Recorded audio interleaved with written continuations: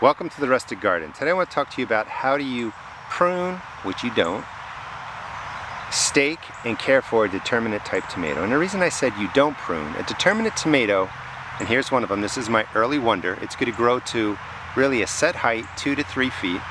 It's going to flower, it's going to set its fruit over a period of time, and once all the fruit is ripened, the plant dies off. And that's how a determinate tomato is different than the indeterminate tomato. The indeterminates will grow all season long until usually disease or frost kills them, and you have to prune them more heavily. So when you see pruning videos, they are talking about the indeterminate tomatoes. Determinate tomatoes, you just want to let grow. You want every sucker and side shoot to come out, to flower, and to form fruit. That's what they are designed for. And let me show you what a sucker looks like. This is the tomato sucker, which you do prune out of the indeterminate tomatoes, but we're going to leave on this plant. Up here is the main stem, and then right in a joint between a leaf right here and the main stem is a sucker. And again, like I said, if it was an indeterminate tomato, you would prune some of these depending on how you want to do it. With the determinate variety, leave it. It's going to flower. Those flowers will turn into fruit. Here's a bigger one that I just showed you. Here's a side shoot or a sucker right there. You want them all to grow because you're growing determinate tomatoes to really get you early fruit to your garden.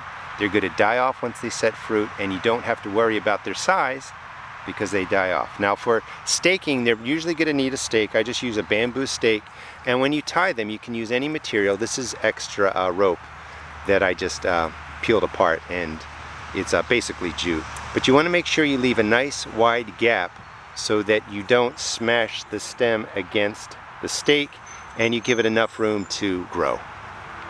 For feeding, when I plant the tomato, I put fertilizer into the planting hole. You can use organic fertilizer, you can use chemical fertilizer, whatever you want to use.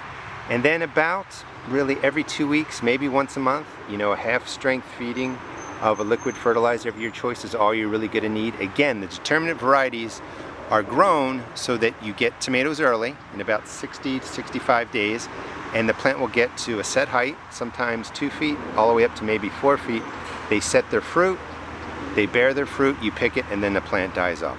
Hope you enjoyed the video and it gives you some idea of the difference between a determinate and indeterminate tomato, and you really don't have to prune it a whole lot. Oh, one thing too, is you can see that this is in a raised container and that I mulched it. If you grow it flat in a bed, that's perfectly fine. Also put mulch around it. That stops soil splash from bouncing up on the leaves and possibly spreading disease. Please check out my blog at www.therusticgarden.blogspot.com and also check out my YouTube videos. Thanks.